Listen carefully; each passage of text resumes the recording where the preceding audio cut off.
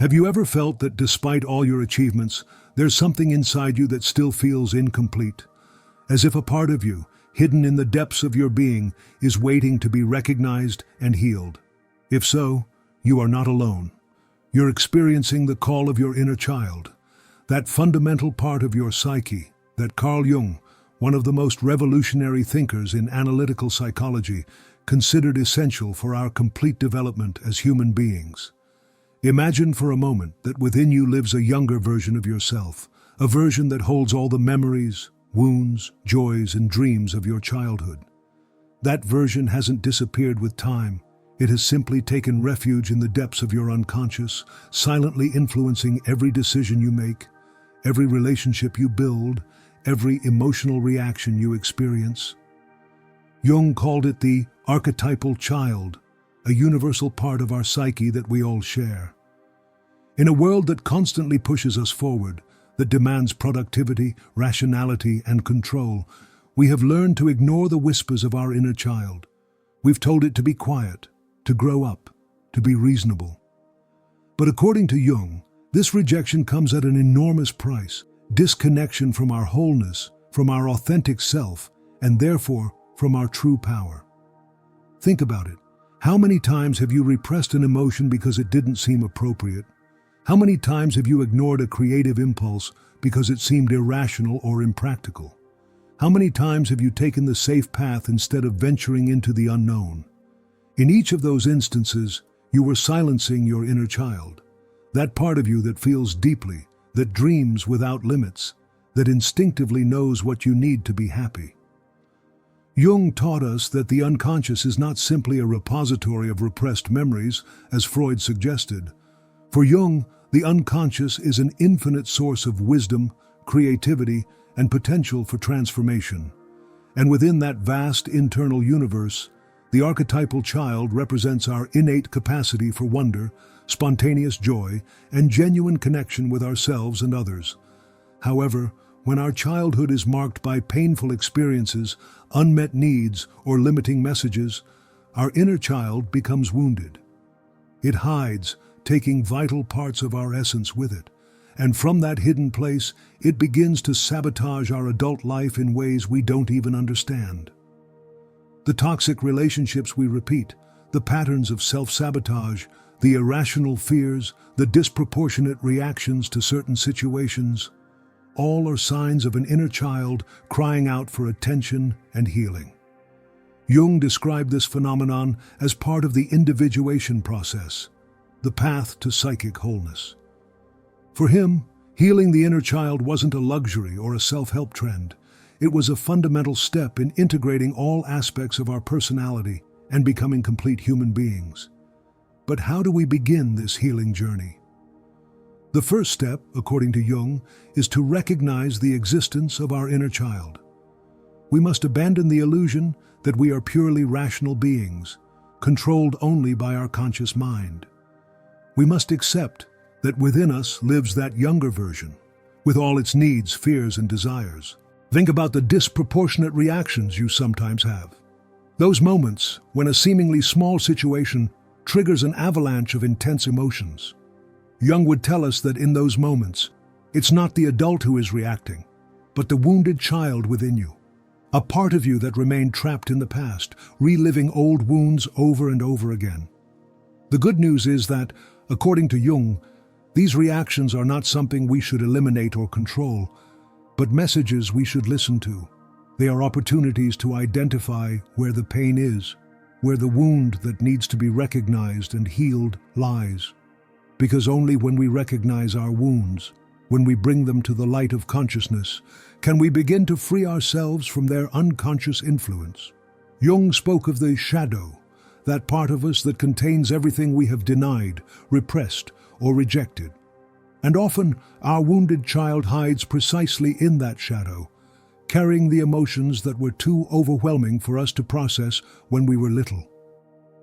Confronting the shadow is uncomfortable, even frightening at times.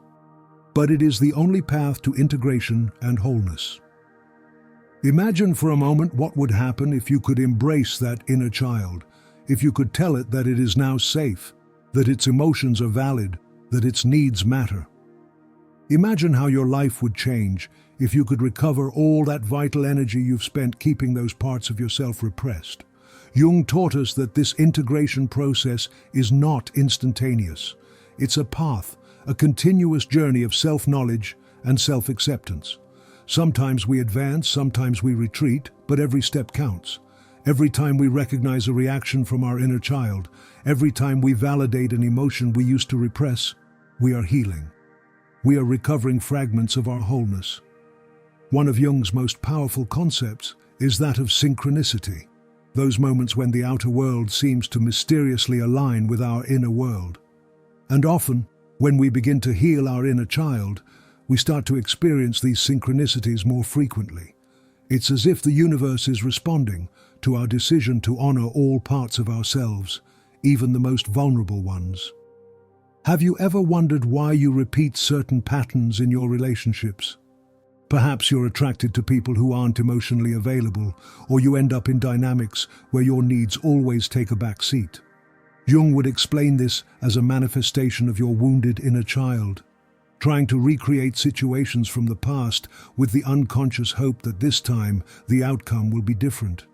It's as if a part of you is trapped in a loop, seeking resolution of old wounds through new relationships. This pattern of repetition, which Jung called repetition compulsion, is not something you should judge or be ashamed of. It's simply a mechanism of psychic survival, a way your unconscious tries to process and resolve what was left unfinished.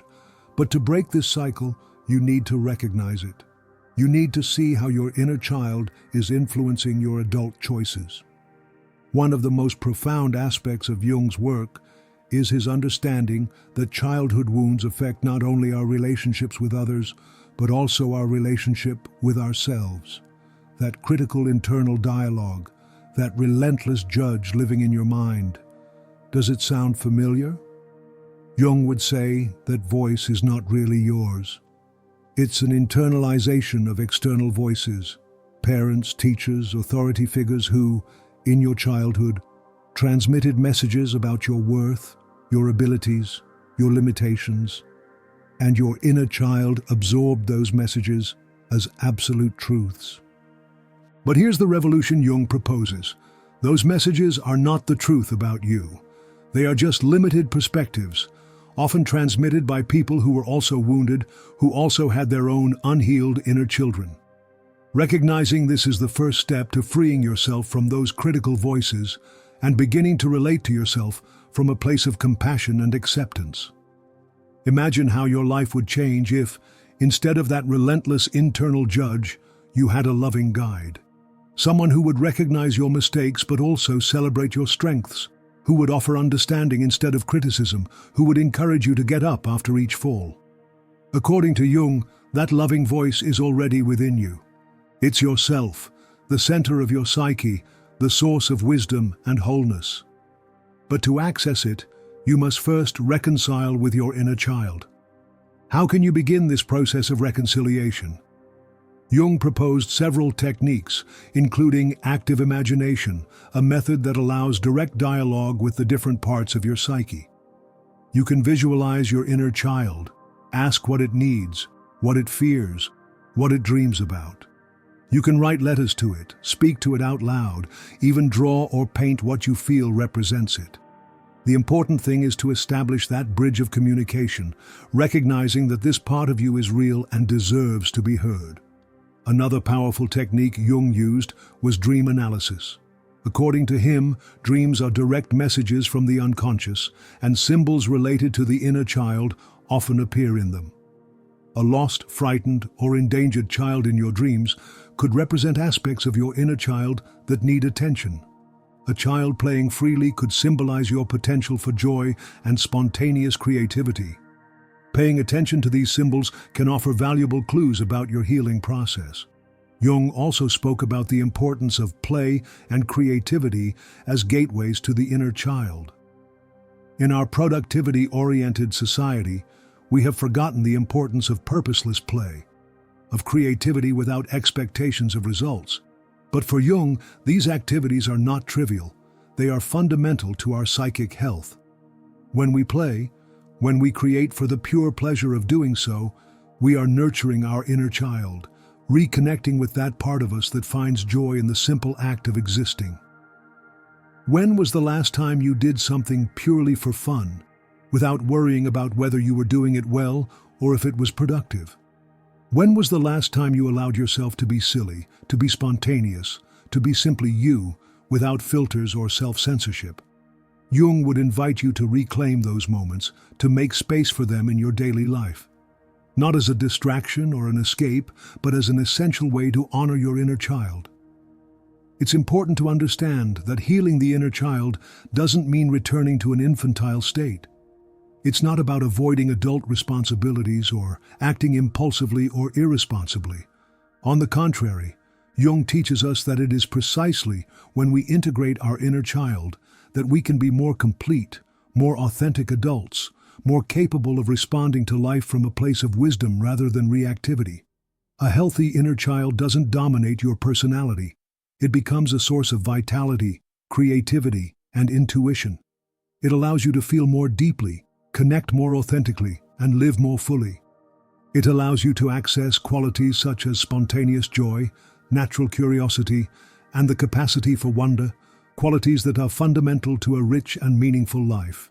But this process doesn't happen overnight. Jung emphasized that individuation, the path to psychic wholeness, is a lifelong journey. There will be moments of progress and moments of setback. There will be days when you feel completely healed, and days when old wounds will seem as fresh as ever. This is normal, it's part of the process. The important thing is to stay on the path, to keep listening, to keep recognizing, to keep integrating.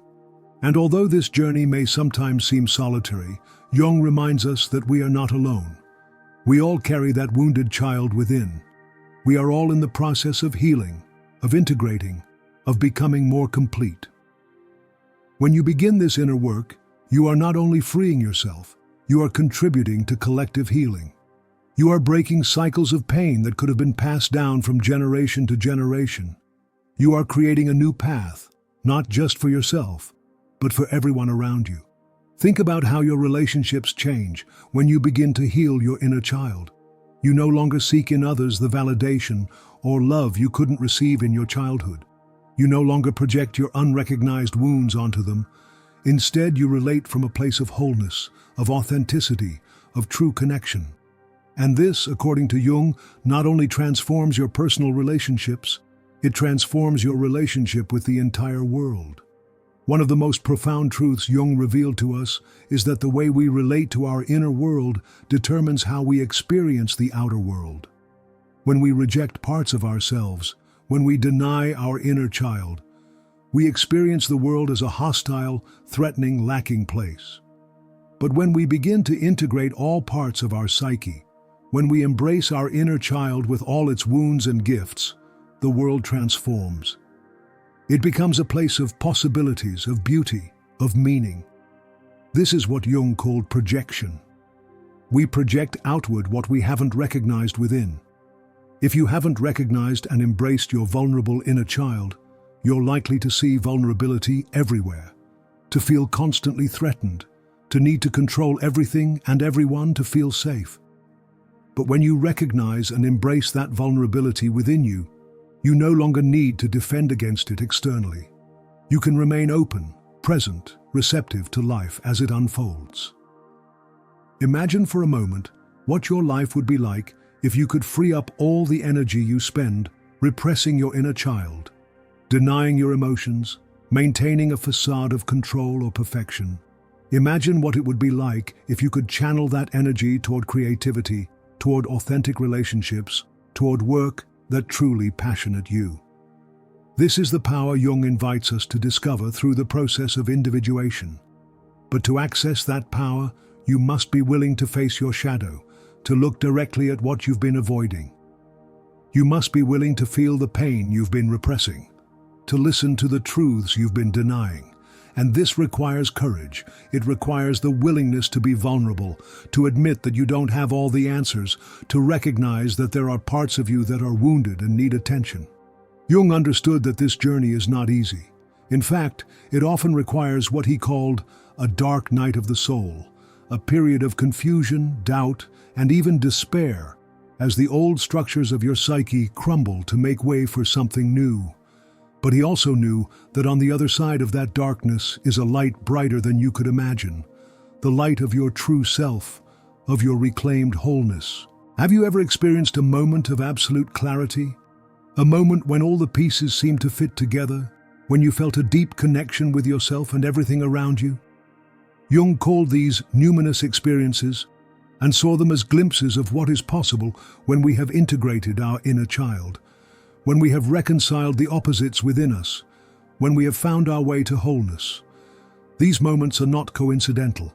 They are the natural result of doing the inner work, of listening to all parts of your psyche, of honoring your inner child with all its needs and gifts. And although we cannot force these experiences, we can create the conditions for them to occur by committing to our own process of individuation. Jung taught us that each of us has a unique purpose, a unique contribution to make to the world. But to discover and fulfill that purpose, we must be willing to look inward, to face our shadows, to embrace our inner child. Only then can we access the totality of our gifts, the fullness of our potential. This journey is not one you can undertake halfway. You cannot choose which parts of yourself you are willing to recognize and which ones you prefer to keep in the shadow. Individuation, according to Jung, requires a total commitment to the truth of who you are, with all your lights and shadows, strengths and vulnerabilities, certainties and doubts. And although this may sound overwhelming, Jung's promise is that on the other side of this commitment is a freedom you may never have imagined. The freedom to be authentically you, without apologies or explanations. The freedom to express your unique gifts in the world. The freedom to love and be loved from a place of wholeness, not from lack or fear. Are you ready to begin this journey? Are you willing to look within, to listen to your inner child, to face your shadows? You don't need to have all the answers. You don't need to do it perfectly. You just need to be willing to take the first step, to open that inner dialogue, to extend a hand to that part of you that has been waiting, perhaps your entire life, to finally be seen, heard, and loved. Jung reminds us that your vision will become clear only when you can look into your own heart. Who looks outside dreams. Who looks inside awakes. This awakening is what awaits you on the other side of working with your inner child. It's an awakening to your true power, to your authentic self, to the life you were always meant to live. The decision is in your hands. You can continue as before, ignoring the whispers of your inner child, repressing your emotions, living a fraction of what you could be. Or you can choose the path of courage, the path of wholeness, the path of healing. You can choose to look within, embrace that child you've been ignoring, and allow it, at last, to guide you toward your true power. Remember that you are not alone on this journey. Jung spent his life studying this process, mapping the inner territory so that we could find our way. And each person who undertakes this journey illuminates the path a little more for others. By choosing to heal your inner child, you are not only freeing yourself, you are contributing to collective healing. You are helping to create a world where we can all live from our authenticity and wholeness. Now is the time to pause and reflect. What part of this message has resonated most deeply with you? What aspect of your inner child do you feel needs the most attention and healing? Take a moment to listen to what arises in you, to honor those intuitive responses that come from a deeper place than your conscious mind. If this message has touched something within you, if you feel it has awakened a spark of recognition or understanding, I invite you to go deeper. Share this video with someone you think might benefit from hearing it. Leave a comment sharing your own experience or any insight that arose while you were listening to it. Every time we share our stories, when we speak openly about our healing process, we are creating a space where others can feel safe to do the same. And remember, this channel exists to accompany you on your journey of self-discovery and transformation. If you haven't done so already, subscribe and turn on notifications so you don't miss future videos that might offer exactly what you need to hear at a given moment. Synchronicity, as Jung taught us, often brings us the words, ideas, connections we need just when we're ready to receive them. Thank you for dedicating this time to your inner growth, for having the courage to look within, to listen to your inner child, to begin or continue your journey toward wholeness. This is the most important work you can do, not only for yourself, but for everyone around you and for the whole world. Because as Jung knew, outer change always begins with inner change. And every time you heal a part of yourself, you are contributing to the healing of the whole. See you in the next video, where we will continue exploring together the mysteries of the human soul, the paths of transformation, and the unlimited power that is released when we finally embrace all parts of who we are. Until then, remember, your inner child has been waiting all your life to be heard. Perhaps now is the time to pay attention. There is no better time than now to begin the most important journey of your life, the journey to yourself, to your wholeness, to your true power.